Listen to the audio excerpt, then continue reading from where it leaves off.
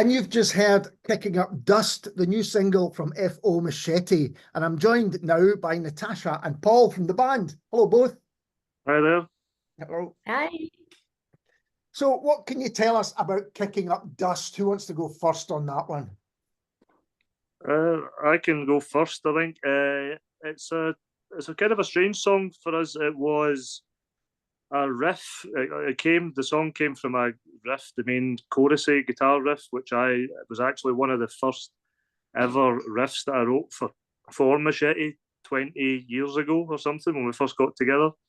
And for whatever reason back at the time, we tried it a few times at rehearsals and stuff, and it never clicked back then. But I always remembered it because I always thought it was quite a cool riff. And whenever I would be at home and pick up a guitar or whatever, I would occasionally find myself noodling about on it. And then we got back together this time around, and I kind of thought it'd be nice if we could do something with this, because I always thought there was a nugget of an idea there. So we managed to flesh it out more this time, and Natasha came up with some really great vocals for it, and I think it's sounding really, really good.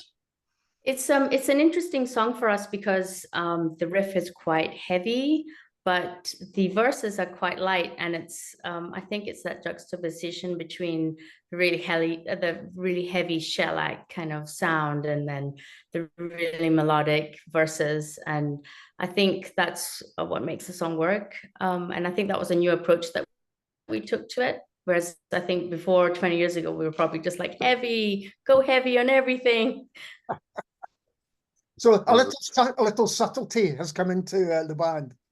Well, we're all a little bit older now, and you can't go hell for leather all the time the way we used to, so we need a wee soft break occasionally, just to catch your breath.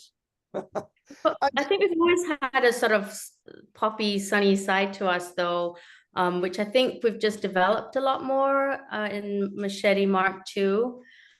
A lot of our songs have quite a lot of hooks in them this time round, which is new for us. I think we've just gotten better as songwriters as the years have gone on, so I think that hopefully we've gotten better anyway. Hopefully we haven't gotten worse. But Confetti Crown, which we'll hear later on, certainly has got some lovely big hooks in it as well. Very catchy right from the first listen. Thank you. Thank you. So it'd be good to hear a bit about the history of Machete that you have kind of both hinted at. Natasha, you said 20 years since you started, is that right? It was at least that, I would say. Paul was just a very young, keen, eager guitarist at the time when he joined the band. And we were just a three-piece actually back then. And I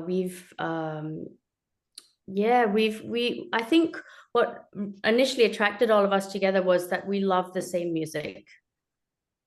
We all have the same influences, and that really bonded us as individuals and us as songwriters. So we've always been on the same page as each other when we're writing songs, and the references that we have and the inspirations that we take. Paul, what's your memories of the initial days of the band? It was a long time ago now, but it was at least 20 years, maybe 20, 21, 22 years ago now. I would have been 20 years old or something at the time. So, and I found these guys actually through, I don't know if you remember a website called Jock Rock. Yes. It was the Jock Rock forum back in the old days. I was looking to join a band.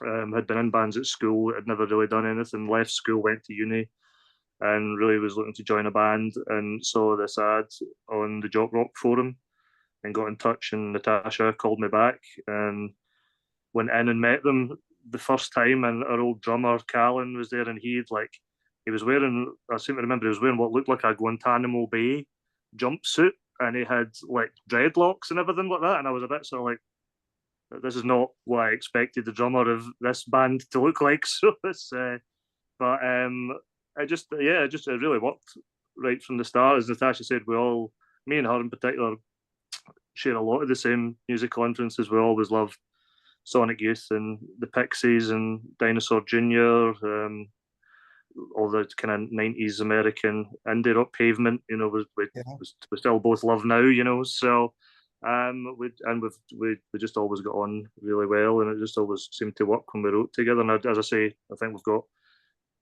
coming back to it now, with the years of experience behind us both, has really aided both of us as songwriters, and I think we're writing the best stuff that we ever have now. So,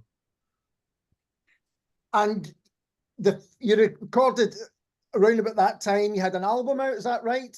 2006-ish.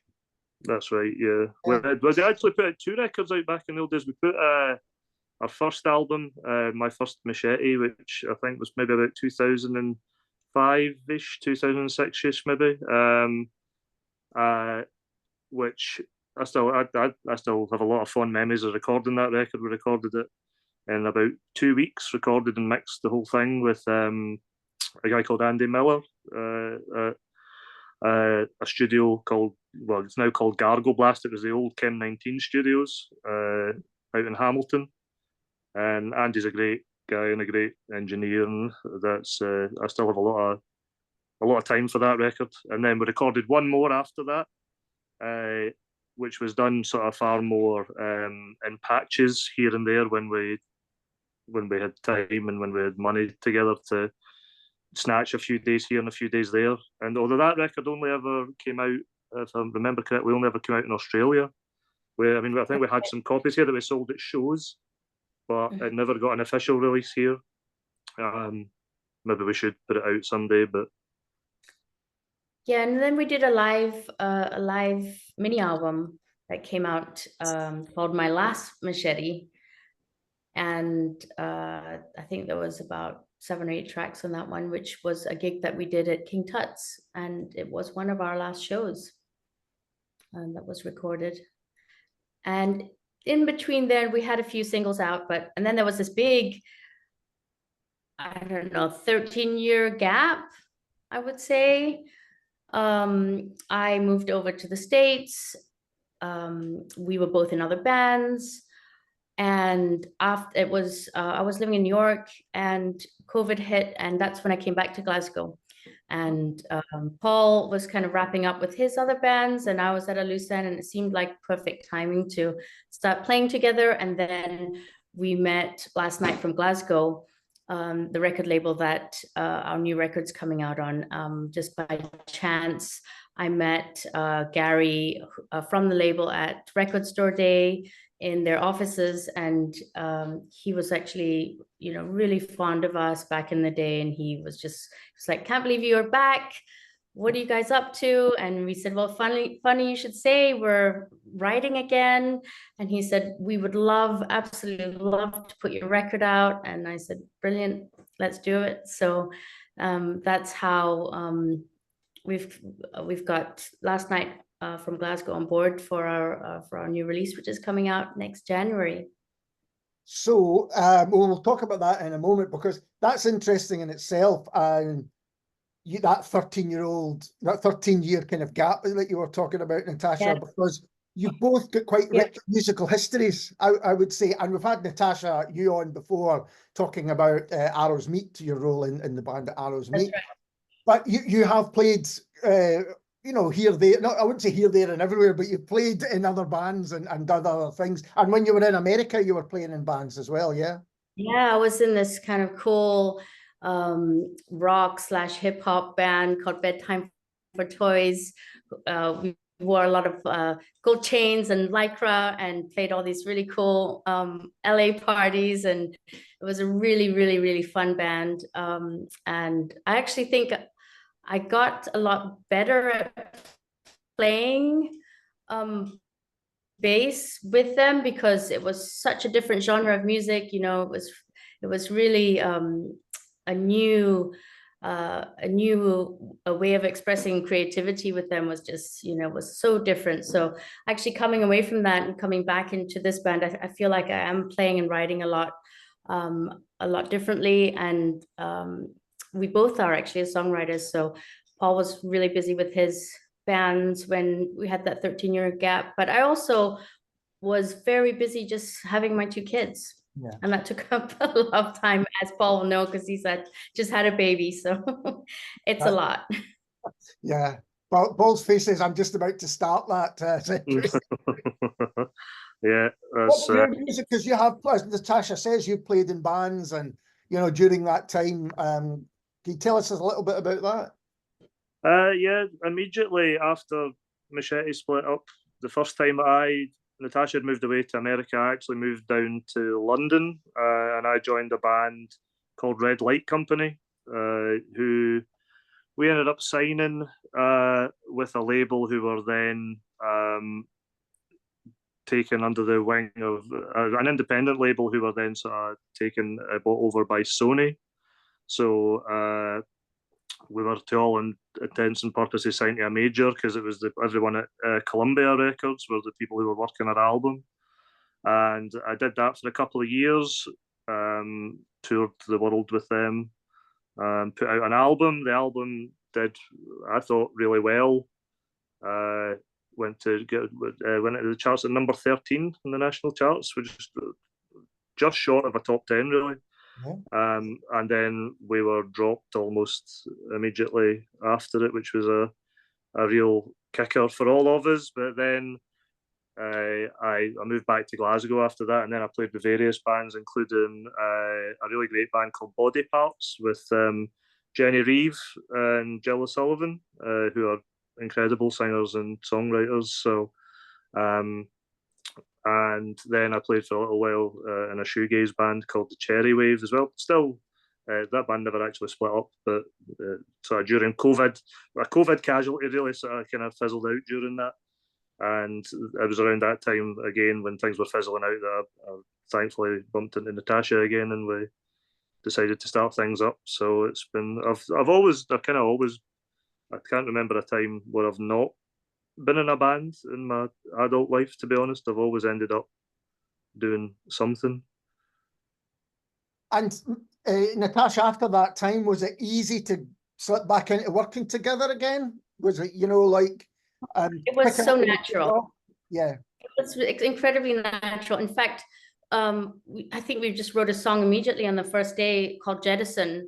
We just worked really well together, and it's always been quite easy for us to come up with ideas. But yeah, it was we just wrote a song on the first few hours. It was great. That will be on the album. So yeah, it was like no time had passed at all. And how does it work, Paul, in terms of the process of making music between the two? How do you kind of get around to doing it? It kind of, most of the time it'll either be myself or Natasha will come up with a riff either on guitar or bass, and we'll come to the other and say, I've got this cool riff, do we think we can work something on that? And then we sit down together and we just sort of hash it out. And sometimes someone will have another bit that they think can be attached onto the bit that you've got, and you sort of go around for a little while trying back and forth, and then it's always come pretty natural. The tunes generally always come quite quickly. We're quite lucky in that respect that we complement each other, I think.